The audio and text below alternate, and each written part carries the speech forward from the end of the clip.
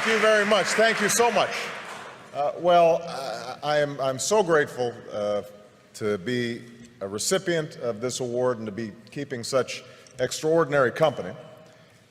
I first of all want to thank all of you who were involved in making this possible, but the main thing that I want to do here is to just say how I'm inspired by the young people who are represented here, because I think that's the purpose ultimately of this foundation. And I want to tell just a brief story because Archbishop Tutu is here, one of my heroes, and let you know where I was when I was about your age.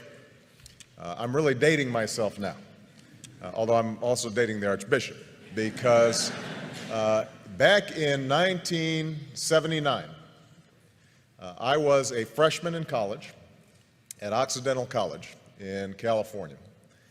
And I had had a somewhat rocky youth and teenage years. My father wasn't at home.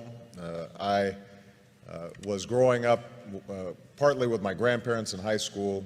I'd gotten into trouble occasionally, was what my mother called a good time Charlie, meaning I wasn't really serious in terms of my studies, in terms of my work.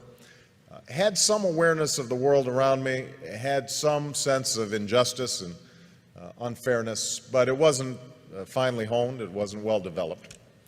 And I remember in 1979 arriving as a freshman and doing what freshmen do, trying to figure out what courses are and trying to change your study habits and trying to identify that food in the cafeteria, what it is.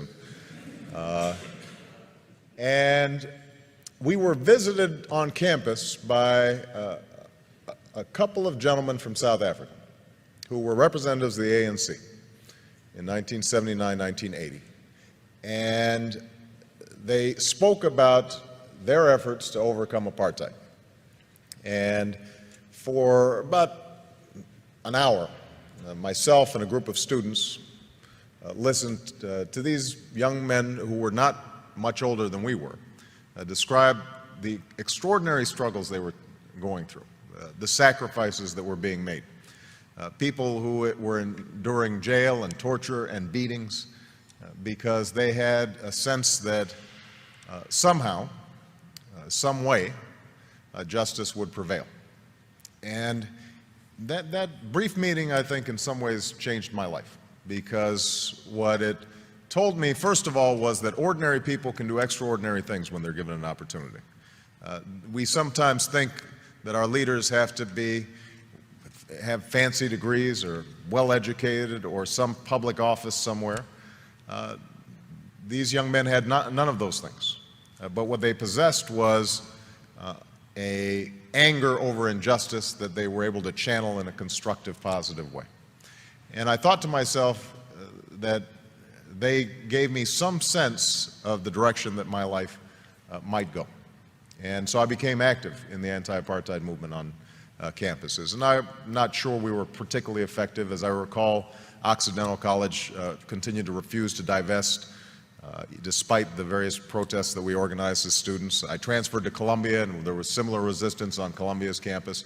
But over time, I like to think that I was part of that mosaic that applied pressure and ultimately helped those in South Africa achieve the extraordinary liberation that I would witness almost 10 years later as a law student. And I remember the image of Nelson Mandela walking out of prison and understanding that a seminal moment in history had occurred and that Mandela's long march towards freedom was not his alone, but was part of thousands of footsteps, of millions of footsteps of people all around the world.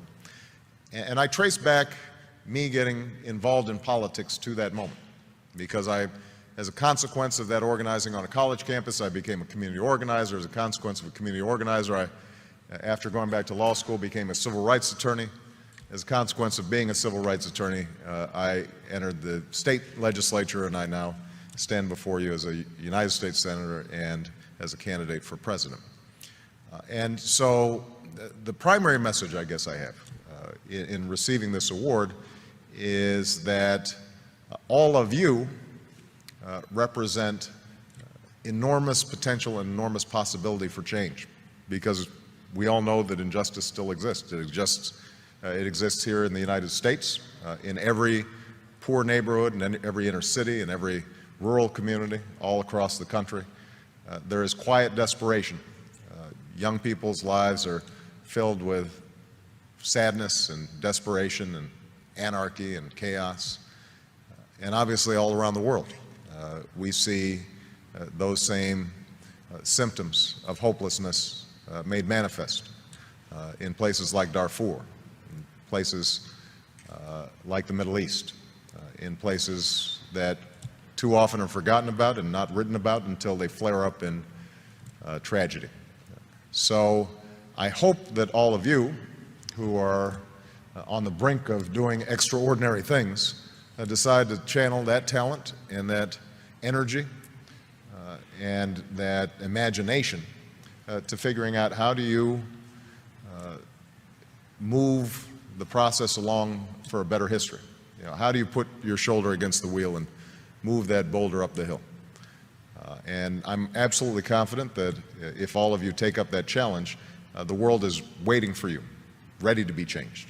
Because I think we live in this moment in history right now where the hunger for change, the hunger for something new, the desire to break out of the ordinary, the self-interested, the petty, the trivial, is everywhere. And they're waiting for you. And so I hope that as you see the recipients of this award, you recognize that it's actually more of a tool to give you a little spark and drive you in the wonderful directions that I hope your lives take in the years to come.